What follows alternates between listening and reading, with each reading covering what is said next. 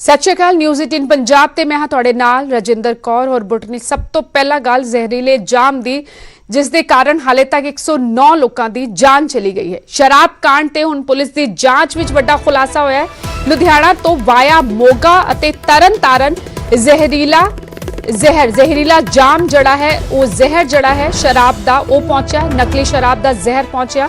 मोगा दे व्यापारी ने लुधियाना तो नकली शराब खरीदी अते डबल तो भी ज्यादा रेट ते तरन तारन ने वेच दिती।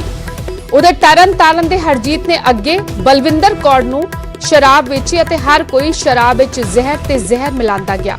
मोगा दे 2 मुलजिम व्यापारी सड़े 12 लोग गिरफ्तार होने। लुधियाना दे मुलजिम व्यापारी सड़े 8 लोगों की फिलहाल भाल जारी है। मामले च हुण तक कुल 37 मुलजिम काबू किए गए ने। पुलिस की जांच में सामने आया कि मोगा तो फड़े गए व्यापारी रविंदर ने लुधियाना के कारोबारी तो 11,000 रुपए प्रति ड्रम के हिसाब नाल नकली शराब के 200 लीटर के 3 ड्रम खरीदे।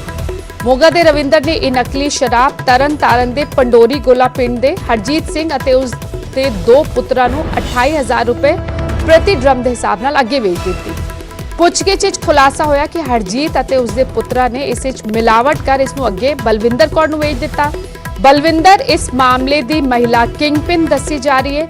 बलविंदर ने शराब विच होर मिलावट की अते इसनूं अगे वेच दिता, जिस दे कारण 109 लोग अपनी जान तो हाथ तो बैठे।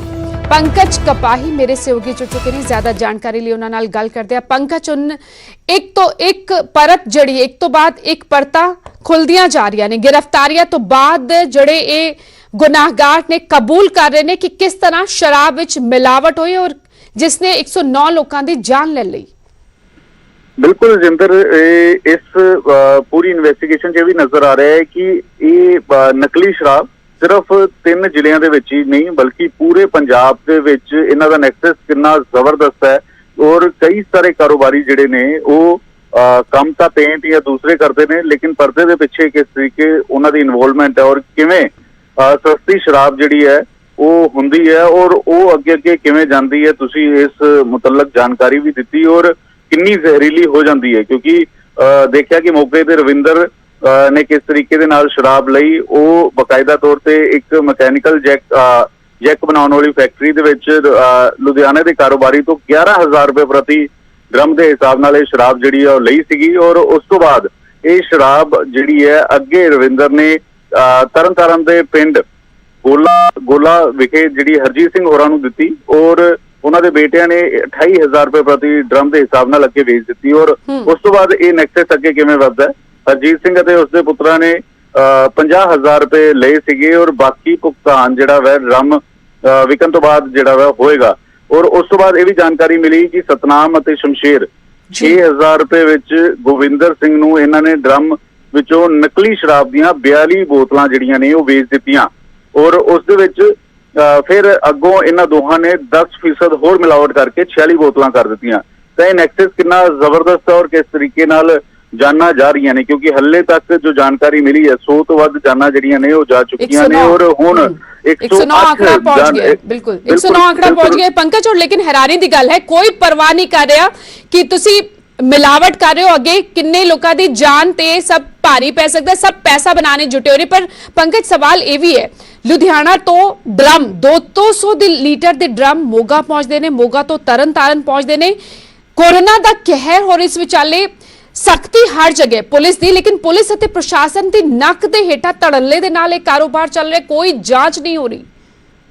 जिंदर, जो मुख्यमंत्री ने सब तो पहला जिहड़े कई सारे सरकारी मुलाजम जिस विच 2 DSP और 2 DSP के नाल एक्साइज महकमे दे और SHO उन्होंने इस करके गिरफ्तार किया है कि उन्हों की नक के हेठा ये बकायदा तौर पर जिहड़े है सारा कारोबार चल रहा सीगा। और ये विरोधी नहीं बल्कि कांग्रेस के ही आगू ये कह रहे हैं कि कई सारे सियासतदान इन्वॉल्व ने और जिहड़ा अमृतसर तो मैंबर पार्लीमेंट गुरजीत औजला होरी लगातार ये कहते रहे हैं कि SHO और सियासतदाना की मिली भुगत हुंदी है।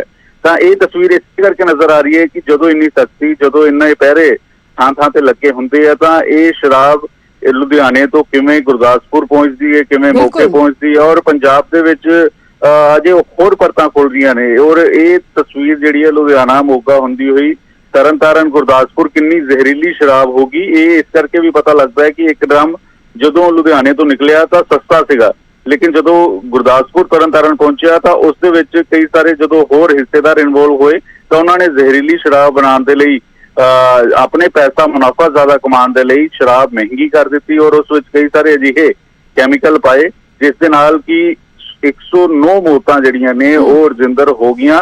ਔਰ ਇਹ ਪੰਜਾਬ ਦੇ ਇਤਿਹਾਸ 'ਚ ਪਹਿਲੀ ਵਾਰ ਹੋਏਗਾ ਕਿ ਜ਼ਹਿਰੀਲੀ ਸ਼ਰਾਬ ਦੇ ਨਾਲ, ਕਿਉਂਕਿ ਯੂਪੀ ਬਿਹਾਰ ਦੇ ਵਿੱਚ ਤਾਂ ਕਈ ਵਾਰ ਸੁਣਿਆ ਸੀਗਾ ਲੇਕਿਨ ਪੰਜਾਬ ਦੇ ਵਿੱਚ ਇਹ ਕਦੀ ਸੁਣਿਆ ਨਹੀਂ ਕਿ 109 ਮੌਤਾਂ ਜਿਹੜੀਆਂ ਨੇ ਉਹ ਬਕਾਇਦਾ ਤੌਰ ਤੇ ਜ਼ਹਿਰੀਲੀ ਸ਼ਰਾਬ ਦੇ ਨਾਲ ਹੋ ਗਈਆਂ ਔਰ ਇਹ ਆંકੜਾ ਹੋਰ ਜ਼ਿਆਦਾ ਵੱਧ ਸਕਦਾ ਹੈ।